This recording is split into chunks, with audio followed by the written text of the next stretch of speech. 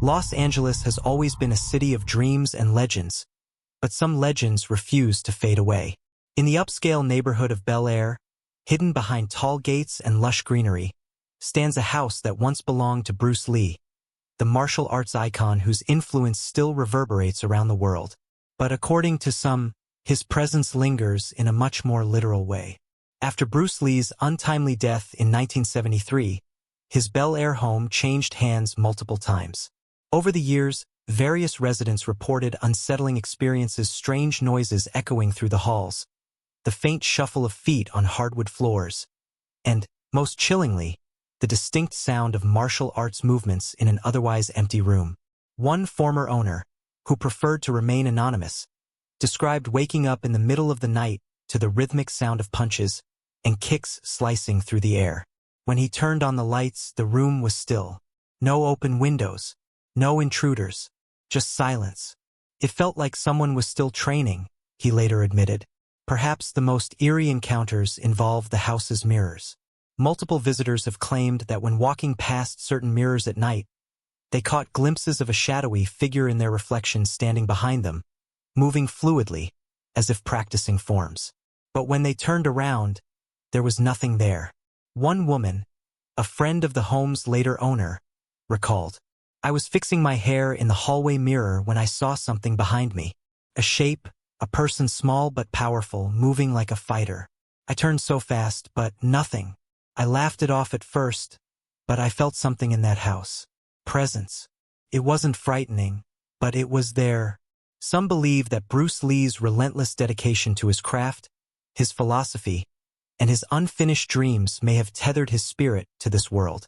His sudden death, still shrouded in mystery and speculation, has fueled theories that he never truly left.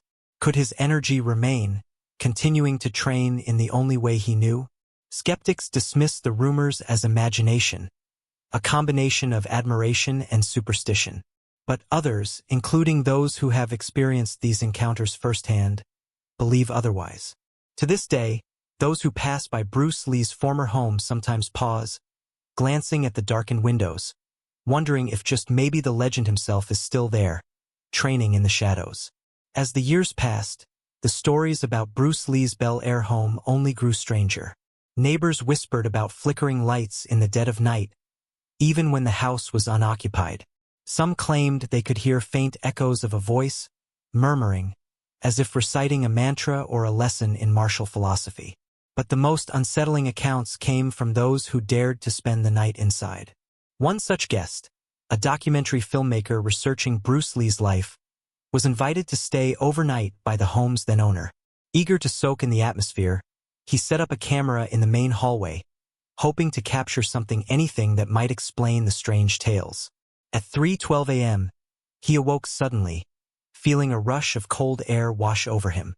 The room was silent, but the hairs on his arms stood on end. Then, from down the hall came a sound, soft, measured, rhythmic pattern. It was the unmistakable thud of a fist striking a heavy bag. Heart pounding, he reached for his phone to turn on the flashlight. The second the beam of light cut through the darkness, the sound stopped. He hesitated for a moment before stepping out of bed. As he moved toward the hallway, his camera set to record all night fell to the floor with a loud crash. But the strangest thing? When he played back the footage the next morning, there was no sound of the camera falling. No thud of a heavy bag. No noises at all. Only the faintest glimpse of movement in the mirror at the end of the hall. Paranormal investigators who later visited the house described it as charged, as if something there was still in motion, refusing to settle. EMF detectors spiked unexpectedly. Digital recorders picked up barely audible whispers, fragments of words, perhaps in Cantonese. One investigator, fluent in the language, swore she made out the phrase, "Keep going." One night, a skeptic and actor known for dismissing ghost stories mockingly bowed to the empty training room, laughing as he imitated a few exaggerated martial arts moves. Seconds later, he stumbled backward, claiming he had felt someone brush past him with force. The laughter stopped. By now, some believe that Bruce Lee's spirit isn't trapped but waiting. Waiting for something or someone.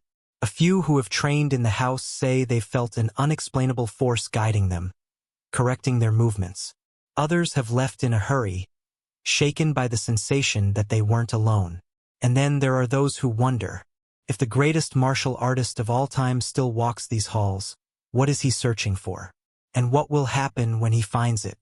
The stories surrounding Bruce Lee's former home reached the ears of a rising martial artist, Ethan Chong, a disciplined fighter who had long idolized the master. Unlike others who had visited out of curiosity or fear, Ethan came with a purpose. He wanted to test himself in the very place where Bruce Lee had lived, trained, and perhaps still remained. One evening, he convinced the current owner to let him spend the night alone in the house. Armed with nothing but a training mat, a camera, and his skills, Ethan set up in what had once been Bruce Lee's private practice room. The walls still bore faint marks where a wooden dummy had stood, and the air felt dense, charged with something unspoken. At precisely midnight, Ethan began his routine fluid kicks, powerful strikes, controlled breathing. The room was silent except for the sharp snap of his movements cutting through the stillness. Then something changed. As he executed a precise roundhouse kick, Ethan felt a shift in the air. It was subtle at first, a flicker in his peripheral vision, a sensation of something just behind him. Then, a whisper of wind against his face, though the windows were closed. He turned sharply, fists raised. No one was there. Determined, he continued. Each move felt sharper, as if something or someone was testing him, pushing him. Every strike met an unexpected resistance, as if the air itself was fighting back. He adjusted instinctively, countering a force he couldn't see. His heart pounded, but not with fear. It was exhilaration. And then, the lights flickered. The mirrors along the wall darkened, their reflections warping. Ethan froze, breath heavy, muscles tense. From deep within the house came a single sound. A slow, deliberate clap. Ethan swallowed hard. Was this an illusion? A trick of the mind? Or was he truly being watched, evaluated? A sudden wave of exhaustion hit him, as if all his energy had been drained in an instant. His legs felt heavy, his vision blurred. He dropped to one knee, gasping. Through the haze, he swore he saw something move in the mirror. A shadow impossibly fast. A figure not fully formed, but undeniably there. A silhouette in a fighting stance. Ethan blinked, and it was gone. But the air around him thrummed with an undeniable truth. The legend was still here, waiting, testing, watching, and perhaps, just perhaps, preparing for one final fight. Ethan remained on one knee, his breath steadying. He knew fear would serve no purpose now. If this was real, if Bruce Lee's presence still lingered in this house, then he had been chosen for something. The air was thick, charged with something unseen but undeniably present. Ethan rose to his feet, every muscle alert, every instinct honed. Slowly, he assumed a ready stance. A challenge. The room held its breath. Then movement. The mirror on the far wall rippled, as if disturbed by an unseen force. A shadow flickered within its depths, shifting, circling. Ethan pivoted, tracking something he could not see. And then a strike. Not physical, not solid, yet he felt it. A shift in energy, a force pressing against him, testing his balance. He reacted on instinct, countering with a swift block. The energy pushed, retreated, then struck again. Faster this time. Ethan moved with it, matching its rhythm, countering its force. It was not a fight of fists but of understanding. He wasn't just defending, he was learning. His strikes became sharper, his footwork lighter. The energy around him shifted in response, adapting, approving. The presence, whatever it was guiding him. Then, just as suddenly as it began, the pressure lifted. The room stilled. Ethan stood in the center of the empty space, his pulse racing, his body drenched in sweat. But he was alone. Or was he? Ethan turned to the mirror, expecting to see nothing but his own reflection. But something was different. His breath caught. There, barely visible, written in the condensation that had mysteriously formed on the glass, were 3 words. Be water, Ethan. His heart pounded. He reached out, But before his fingers could touch the surface, the words faded, dissolving into nothing. Silence. The weight of the moment pressed down on him. Was it real? A trick of exhaustion? Or had Bruce Lee himself just given him a lesson from beyond? Ethan stepped back, his mind spinning. He had come here seeking a test, and he had received one. But the question remained, was it over? Or had it only just begun? Don't forget to subscribe and like if you liked this story. Ethan stood motionless for what felt like hours, staring at the empty space before him. His body, though exhausted, was alive with an energy he couldn't explain. The words in the mirror, "Be water, Ethan," replayed over and over in his mind. He had heard those words before. They were famous, etched in the philosophy Bruce Lee had lived and breathed. The concept of adaptability, fluidity, becoming like water. But hearing them now in this house, after the strange encounter, sent chills through his spine. He shook his head, trying to clear the fog of confusion. Couldn't just be some lingering echo of Lee's teachings. Could it? There had to be more. He reached for his camera. The footage. Maybe it would reveal something that his mind had missed. Maybe it would give him some answers. But when he played it back, something was off. There, in the shadows, barely perceptible in the frame, he saw a figure, a movement, something alive. It was fleeting, so brief that it could be dismissed as a trick of the light. But Ethan knew what he had seen. It was him. Or, rather, it was a version of him mirrored in the dark. His posture, his stance was unmistakable, but it wasn't how he had been when he had started his training session. It was as though he had been pulled into the movements of someone else, someone who had honed those skills for a lifetime, someone who had mastered them. Suddenly, the air grew cold again. Ethan's breath clouded before him as though the temperature in the room had dropped several degrees in an instant. A low hum echoed from the corners of the room, like the faint sound of distant chanting. His heart pounded in his chest. This wasn't a coincidence. The house, the mirror, the words, it was all connected. Unable to shake the feeling that something crucial had been revealed to him, Ethan decided to explore further. There was a part of the house he hadn't yet ventured into, the basement, tucked beneath the staircase, a door he'd noticed but had dismissed earlier. The house seemed to resist him as he approached. The air grew heavier, thicker, like something was pressing down from above. When his hand grasped the cold, metal doorknob, a shock of electricity coursed through his fingertips. He pulled back quickly, staring at his hand. The house seemed to be alive, but the door didn't budge. He tried again. This time he twisted the knob and pushed. The door creaked open with an unsettling groan, revealing a set of narrow, winding stairs that descended into darkness. His pulse quickened. As Ethan stepped down, he felt the house breathe around him, its old bones creaking and shifting. The stairs seemed to pull him deeper into the earth itself, each step heavier than the last.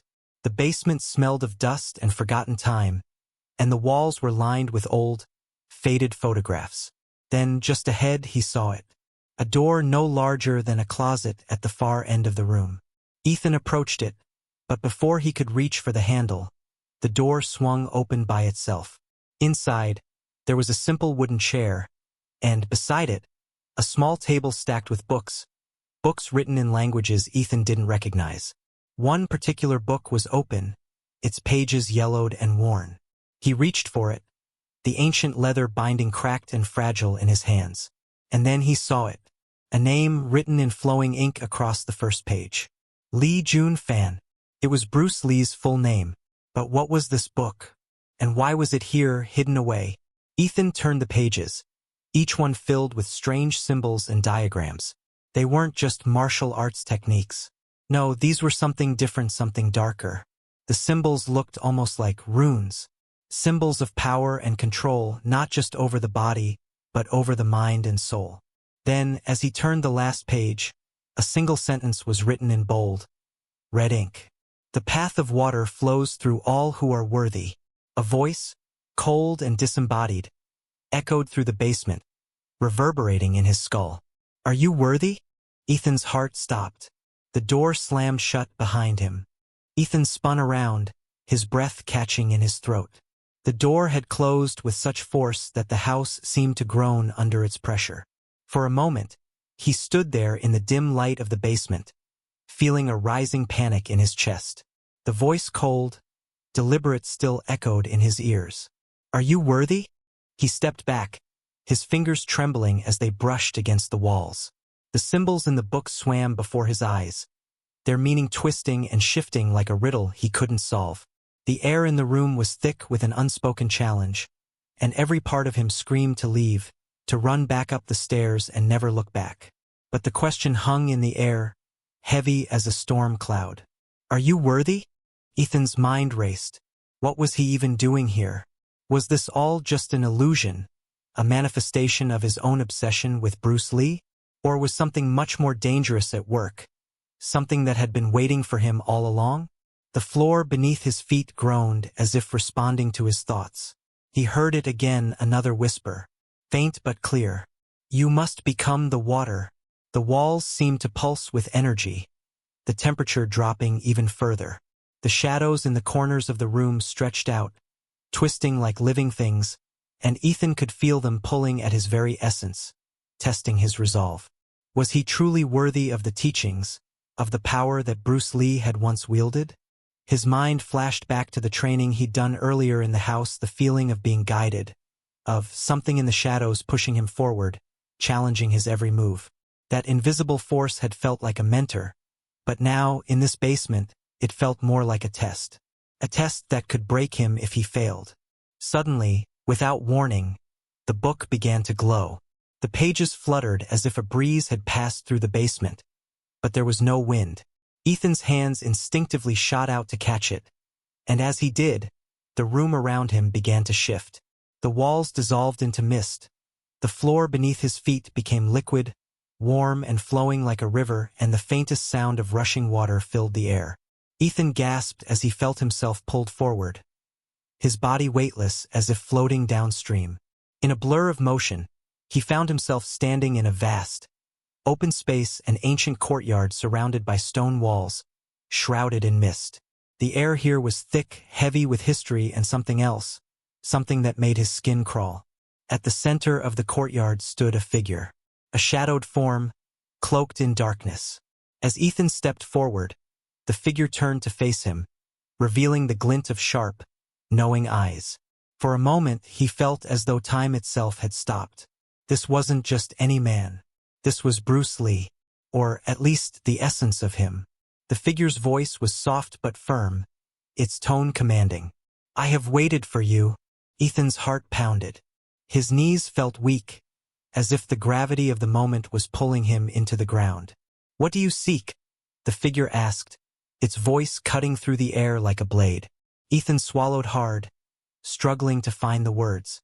The question felt larger than anything he had ever contemplated.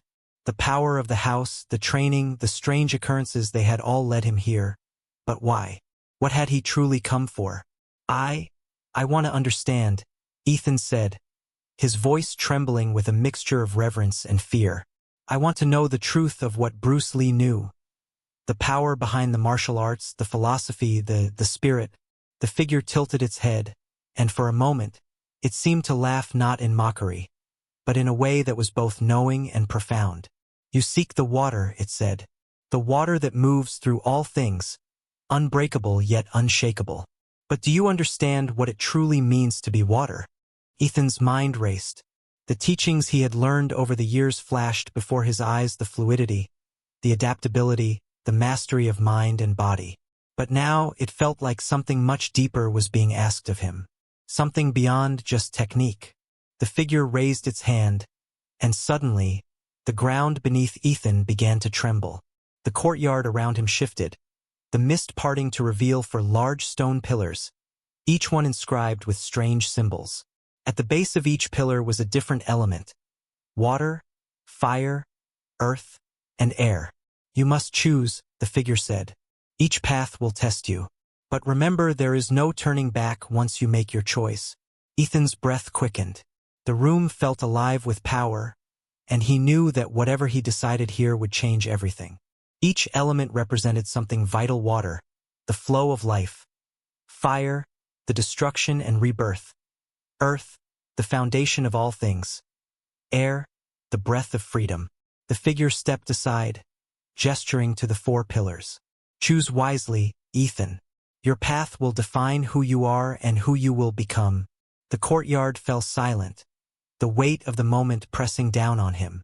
The elements beckoned, each one pulling at his soul in a way he couldn't explain. And then, from the shadows, the faint sound of rushing water whispered in his ears, as if calling him home. Ethan stood before the 4 pillars, each element whispering its own promise, its own power. The air grew thick with anticipation, the figure watching silently as he weighed his options. He could feel the pull of each element: earth, fire, air, but it was the water that called to him most.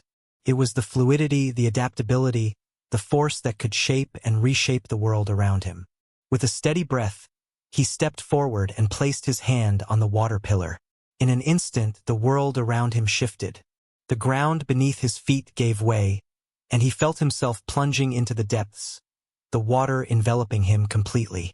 For what felt like an eternity, he was submerged in darkness, surrounded by the flow of the world. But then, slowly, clarity returned. The water parted, and he found himself standing once more in the courtyard. The figure before him now fully visible: Bruce Lee, or what remained of him, his eyes gleaming with approval. You have chosen the path, the figure said softly. The water flows through you now. Remember, it is not the power you seek, but the wisdom of how to move with it. Ethan felt the energy course through him, strong, yet fluid. The training, the spirit of Bruce Lee, the power of the water, it was all within him now. As the mist swirled around him, he realized that he was no longer the same man who had entered this house. He had become the water, and somewhere, deep within the heart of the Bel Air house, a faint echo of a voice whispered, "The path continue." Don't forget to subscribe and like if you liked this story.